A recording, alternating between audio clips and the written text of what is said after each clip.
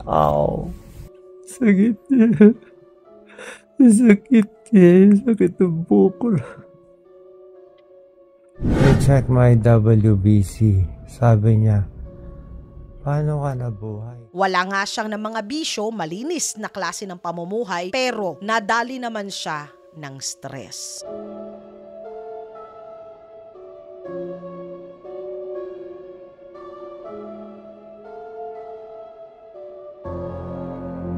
So good morning mga Katinagalog. Good evening sa lahat man dako ng buong mundo. Andirito na naman si Tinagalog. Medyo matagal-tagal na may inaasikaso lang ako. Kaya medyo talagang hindi ako masyadong nakakapag-upload. Lalong-lalo na at medyo nakabug pa rin yung Facebook. So anyways, nagkaroon ako ng time ngayon. Napanood ko mga 2 araw na siguro. 2 araw na nakakaraan. Unang napanood ko mga Katinagalog is yung video ni Doc Willie Ong na na-diagnose siya na may cancer siya. So, pinanood ko lang yun. Tapos, parang mga ilang oras pa lang nakakaraan, may napanood akong video niya na talaga namang nakaantig ng damdamin ko. So, eto po yung reaction ko at message ko kay Doc Willie Ong. Kung napapanood niya po ito, ito po para sa kanya at dinededicate ko to. Ito po yung video na napanood ko. Ow! Sakit niya. Sakit niya. Sakit ng bukol. I check my WBC. Sabi niya, paano ka nabuhay? Your WBC is 0. If I do not put out this video, I will just die. The news will be, Doc Willie died one day. He did not tell his followers. He lied to his followers. I owe it to the Filipino people to be honest to them. I owe it. Mahal na mahal na mahal na mahal na mahal na mahal na mahal na mahal ko kayo po lahat. I think I got all this pain from negative thoughts, negative emotion, from all the hurt, from all the bashing I got from the 2022 Vice Presidential campaign. I got so many bashing. If you pray for me, I think I will get well. If you keep on bashing me, I think I will die. Hindi nyo naiintindihan kado ko kayo kamahal. Bawat takbo ko para po sa inyo, hindi para sa akin. Anong ginawa nyo? Binash na ako ng binash. Sobra loob ko. May isang basher nagsabi sa akin, Doc Willie, even if you run 10 times again and again, you will lose again and again and again. What did I do to you? Why do you hate me so much? I saw my mom. My mom died. Nandun siya. Kinukuha na niya ako eh.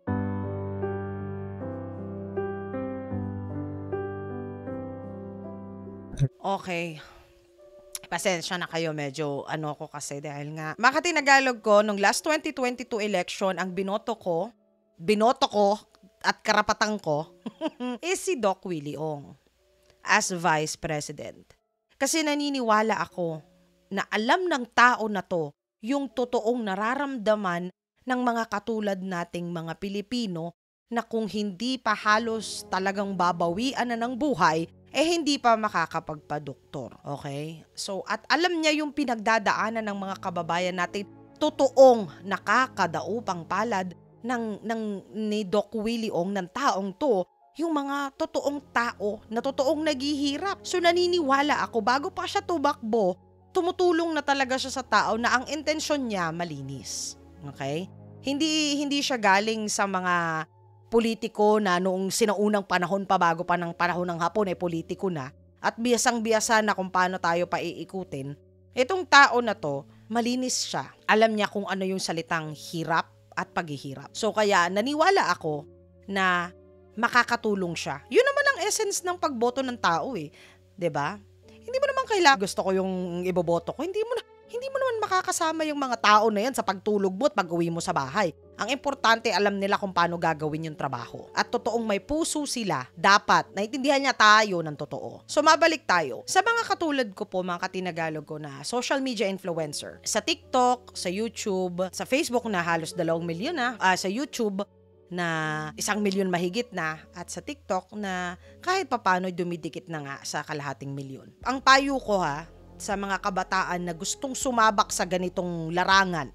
O sabihin na natin, rektahan na, hanap buhay. Alam ko syempre, sa ganito, iniisip ng mga tao madaming pera, madaming pagkakataon para sumikat at makilala. Dapat kung sa mga kabataan ngayon sasabak sa ganitong klase ng larangan, dapat po bukod sa matibay ang sikmura nyo, bukas ang isipan nyo, at higit sa lahat, dapat kontrolado nyo kung ano ang emosyon na magkakaroon kayo. Paano natin gagawin yon? Okay, mga Katinagalog, lahat ng mga social media influencer, lahat kami may mga basher. Katulad ko at katulad ni Doc Willie Ong, hindi ang diskarte namin, ang banat namin, hindi pagpapatawa, although masaya naman talaga kapag nakakapagpasaya ka. Pero ang main goal kasi ng mga, sabihin na natin katulad ko, katulad ni Doc Willie Ong, is makapagpakalap ng impormasyon. Okay? Na kahit papano maging bukas ang kaisipan ng bawat Pilipino na yung mga dapat nilang gawin, kung ano yung mga dapat nilang malaman ngayon, nung nakaraan, o sa mga susunod na mga kaganapan. So yun nga ang goal namin, edukasyon. So anong masama sa edukasyon? Wala. Wala po, mga Katinagalog ko. Ang masama po ay yung mga tao na ayaw matuto. Yung mga tao, ang tawag ko sa kanila is mga lasong basura. So ang mga lasong basura, sila yung mga taong ayaw magpakilala, sila yung may opinyon na sarili nila na iginagalang natin, pero alalahanin nyo, mga Katinagalog ko, sa bawat opinyon nyo, dapat may disiplina po kayo. Ang disiplina, isisiguraduhin mo na yung opinyon mo ay ilalabas mo nang hindi ka nakakasakit, nakakatapak ng ibang tao. In short, magalang ang paglabas ng opinyon. Sa mga katulad ko po na educational channel at educational influencer, bihirang-bihira po ako naglalabas ng mga video na hindi ko pinag-iisipan. Dahil alam ko, di ba nga, great powers comes with great responsibility. Responsibilidad ko na yung mga bata, matanda, o kahit ano pa, babae, lalaki o pumagitna, dapat hindi ko sila matatapakan sa paglalabas ko ng saloobin ko. Iba po ang katotohanan dahil po ang katotohanan is hindi opinyon. Katotohanan po yun. So pag sinabing katotohanan, yan nga ang pinakamasakit eh. Diba? Yung mga ano dyan, yung mga nasampal ng katotohanan. Diba? Yun nga, yung ibig ko sabihin. So kapag katotohanan siya, hindi ko siya pwedeng babaliin. Pero iba yung tinatawag na opinyon. So, ang opinyon ko, kung ano yung nasa isip ko. So, bawat opinyon na sinasabi ko, kailangan hindi ako makakatapak ng mga kapwa ko, lalo na mga Pilipino, kung sino man, kahit sinong tao. Dahil yun po ay karapatan ko, pero hindi ibig sabihin na karapatan ko, karapatan ko na ding tapakan yung karapatan ng iba. Maling-mali po yun. Sa kaso po ni Doc Willie Ong, ang sinasabi po niya is, ang nangyari, hindi siya nagsisigarilyo, o kung siguro nung unang panahon huminto, so in short, tanggal na yon sa usapan. Hindi rin siya palainom, kung umiinom man siguro kakaunti, sino ba namang hindi. In short, wala siyang risk factor o mababa yung mga bagay na magiging dapat ay sanhi, maliban sa stress. So sa mga hindi po nakakaalam, mga Katinagalog ko, ang stress po sa katawan ng tao ay napakalaki ng negatibong epekto. Okay? Kasi yung stress, chemical na reaksyon ng katawan natin yan. So naglalabas siya ng masamang chemical sa ating katawan na nagdudulot naman ng masasamang mga bagay. O sabihin na natin, lagay natin sa enerhiya. Ang stress po ay naglalabas ng masamang enerhiya sa ating katawan na nakakapagdulot ng mga sakit. Sa kaso nga ni Doc Willie Ong, wala nga siyang ng mga bisyo, malinis na klase ng pamumuhay, pero nadali naman siya ng stress o yung masamang enerhiya, bad energy. Ang mga bad energy nakuha niya, sinasabi niya doon sa mga basher niya. Yung mga tinatawag kong lasong basura na mga hindi nag-iisip, ayaw magpatulong, ayaw nilang magkaroon ng katotohanan sa buhay nila at gusto lang nila makapanira ng buhay ng kapwa nila. Sadya pong may mga taong ganito, hindi na po natin sila maaalis sa lipunan. Ngayon, maaalis natin sila sa ating buhay. Okay, sa tagal-tagal ko sa larangan ng pagiging isang social media influencer, natutunan ko na kahit anong linis, kahit na anong kabutihan ang pakay mo, hindi mawawala ang mga basurang lason ng mga taong ganito. So, Ang ginawa ko, gumawa ako ng paraan para hindi nila ako naaapektuhan. Dahil mga katinagalog ko, ang pangunahin ko po na layunin sa pag-upload ng video ay makatulong kahit sa aking napakaliit na pamamaraan na matulungan ko yung mga kapwa Pilipino ko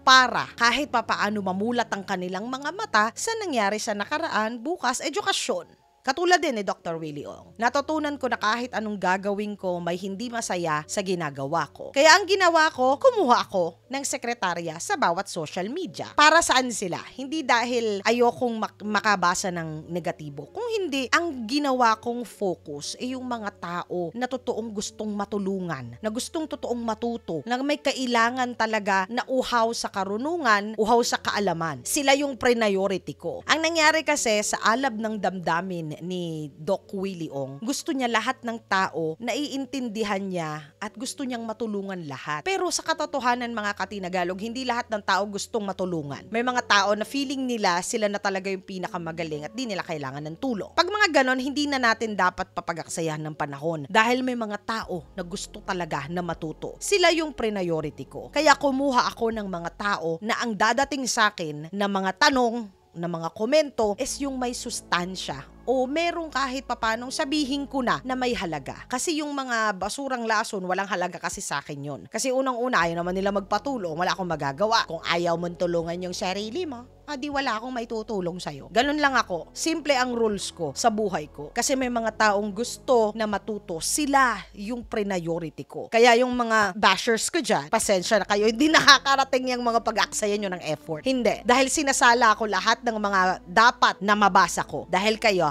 wala kayong halaga sa akin. Wala akong maitutulong sa inyo. Maghanap na kayo ng ibang mapepeste nyo. Yun nga lang dahil nga may mga pusong malinis. Biruin nyo, pusong nagmamahal at malinis sa Pilipino. Siya pa yung nadali ng ganito. Ganun pa man, ang Diyos hindi natutulog. Hindi natutulog ang Panginoon. Alam niya kung sino yung mga tao na totoong malinis ang intensyon para sa inyo. Sabi niya, si Tinagalog nasa Amerika, hindi niya naiintindihan. Ano ba kayo? Kaya nga purong Tagalog ang salita ni Tinagalog kahit pa nandito ako sa Amerika. Kasi gusto ko maintindihan ng bawat Pilipino yung pinag-uusapan sa buong mundo. Mula sa pinakamataas at pinakamayayaman hanggang sa mga tao na alam nila ang salitang Tagalog. Malamang pinanganak kayo sa Pilipinas eh. Gusto ko maintindihan nyo na, itong pusa ko nangungulit na naman. Gusto kong maintindihan nyo kung ano yung pinag-uusapan sa buong mundo, kung ano yung nangyari sa salitang naiintindihan nyo at naiintindihan ko. Kaya, importante sa kaya nga channel ko ay Tinagalog eh. Ito naman po ang mensahe ko kay Doc Willie Ong. Doc, isa po ako sa nagdadasal para sa inyo dahil po alam ko na isa kayo sa mga bilang na totoong tao, na totoong gustong makatulong, na isinasantabi yung sarili niya para lang sa kapakanan ng mga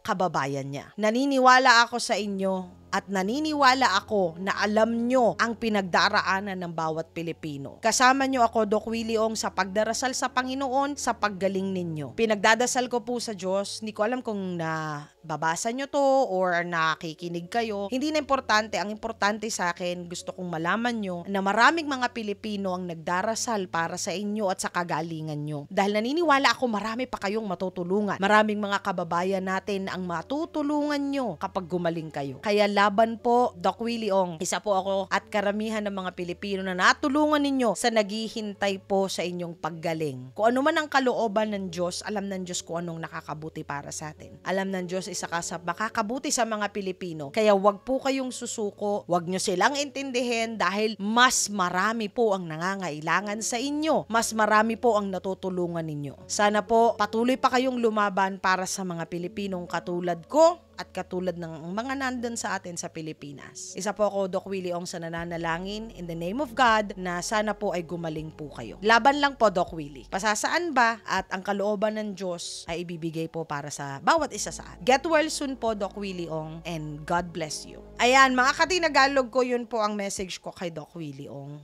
Halos naiiyak kasi ko dahil talagang gusto ko tong gusto ko siya. Hindi dahil sa kung ano man, kundi talagang naniniwala ako na alam ko na itong taong to nakatulong sana. Alam nyo yun? Tapos ganito pa. Pero anyways, mga katinagalog, bukas ikukwento ko naman po sa inyo yung reaction video ko sa nangyayari kay na Carlos Yulo. Pero bago yon, may ikukwento muna ako sa inyo na tradisyon nila sa bansang Japan. Syempre, hindi lang reaction video, kailangan may matututunan din tayo. So magkita-kita pong muli tayo mga katinagalog ko. Maraming salamat sa walang sawa ninyong pagsuporta sa aking channel. Magkita-kita pong muli tayo sa mga susunod pang mga makabuluhang talakayan na katulad nito.